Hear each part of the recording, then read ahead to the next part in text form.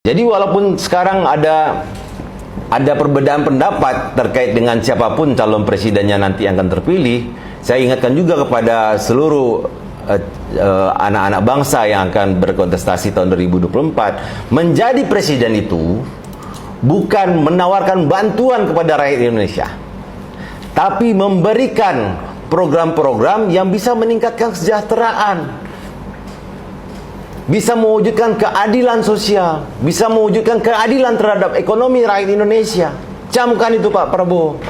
Jadi kalau Anda tidak bersedia membantu rakyat yang tidak mau menerima ikan dari Anda, atau istilahnya bantuan makan siang gratis, bantuan peningkatan gizi, Anda tuh nggak pantas jadi presiden.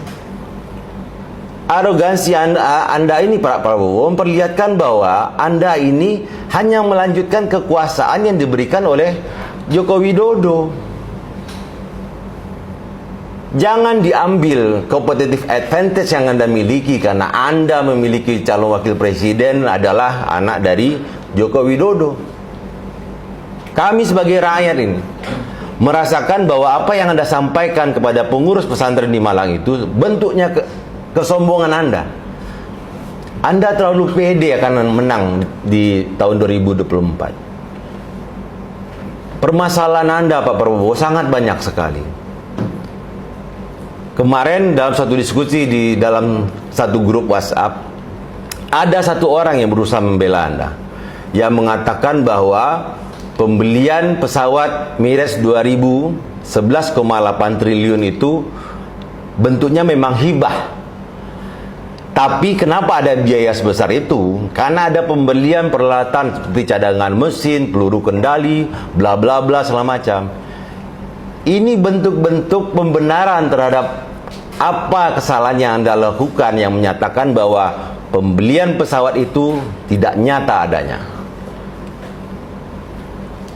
Dan kalau kemarin dalam 7 atau 8 program yang Anda janjikan kepada rakyat Indonesia, salah satunya itu adalah pembuatan lumbung pangan daerah, lumbung pangan provinsi, lumbung pangan nasional.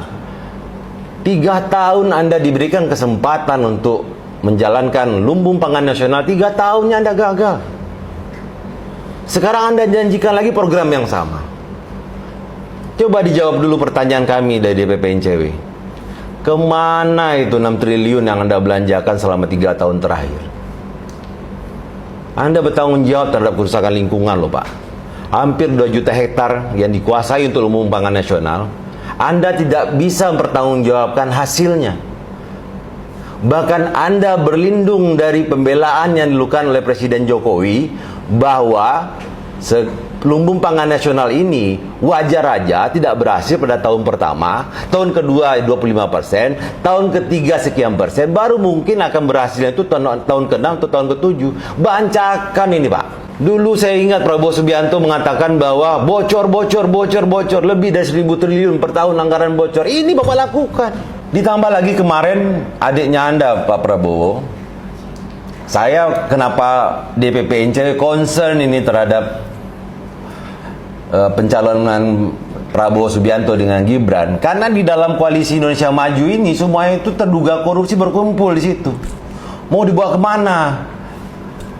Rakyat Indonesia ini tumpukan hutang, dugaan korupsi, gagal pelaksanaan program, arogansi, ketidakkuatan kompetensi yang dimiliki oleh calon wakil presiden Bapak, meskipun anak presiden. Saya berharap Pak Prabowo Subianto bisa menjawab apa pertanyaan-pertanyaan kami ini.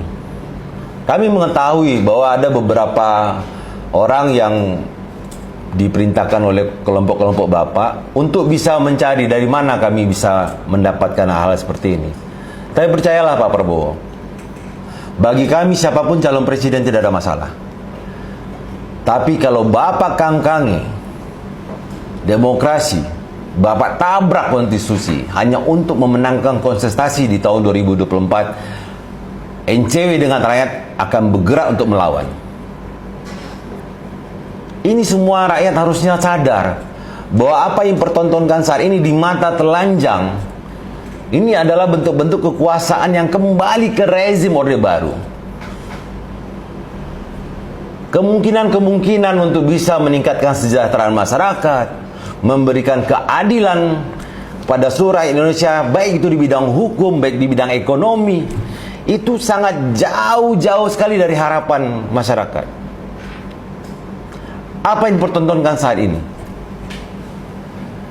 Hutang bertambah, tiba-tiba pada saat Prabowo menyampaikan akan memberikan makan gratis, akan memberikan suntikan gizi kepada anak-anak dan ibu hamil.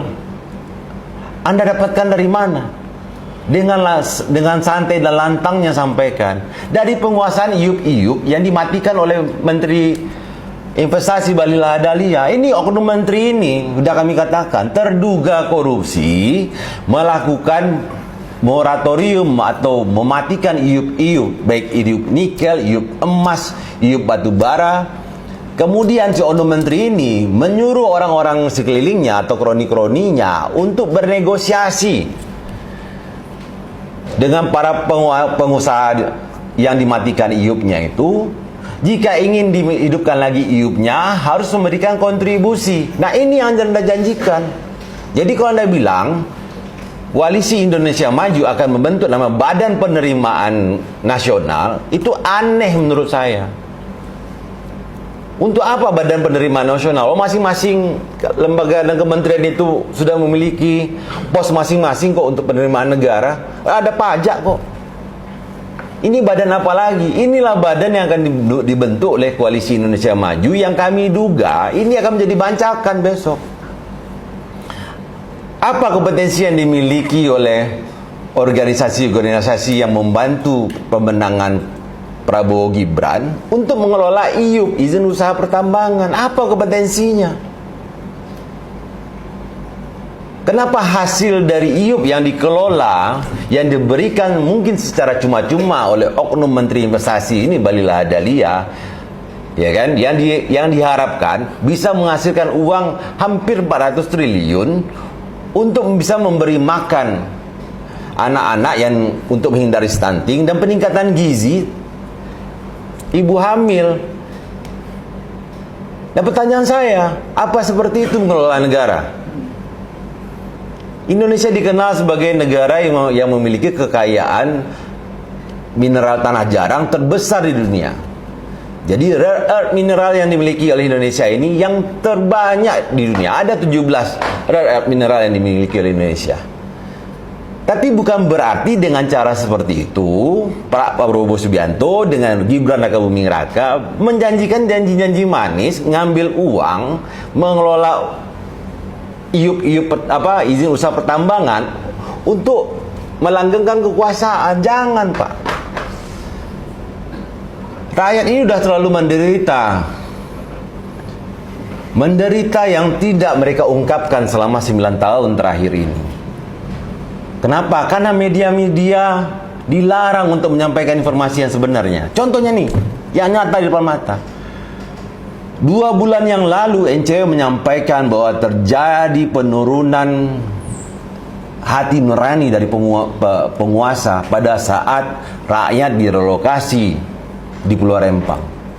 Pembangunan Rempang Eco City melanggar konstitusi, hak konstitusinya rakyat Indonesia untuk bisa hidup dan tinggal dengan nyaman dan aman di pulau yang mereka sudah huni lebih dari 100 tahun. Tapi coba lihat apa yang sekarang terjadi. Media yang memberitakan terkait dengan Pulau Rempang di boykot. Boleh melihat mana berita terkait dengan Rempang Eco City yang mengemuka akhir-akhir ini? Tidak ada. Sini saya kasih tanda kutip nih. Bahwa keinginan Joko Widodo untuk menjadi presiden tahun 2014 dan ingin melanjutkannya di tahun 2019. Jadi kata-kata yang mengatakan rakyat memanggil Joko Widodo untuk menjadi presiden, saya nyatakan tidak benar. Tapi dasar inilah yang membuat Joko Widodo merasa bahwa rakyat memang meminta Joko Widodo ini menjadi presiden Republik Indonesia. Dan partai-partai yang pada saat itu percaya ada omongan seperti itu. Kenapa? Karena profilnya Joko Widodo pada saat itu benar-benar sosok yang baik.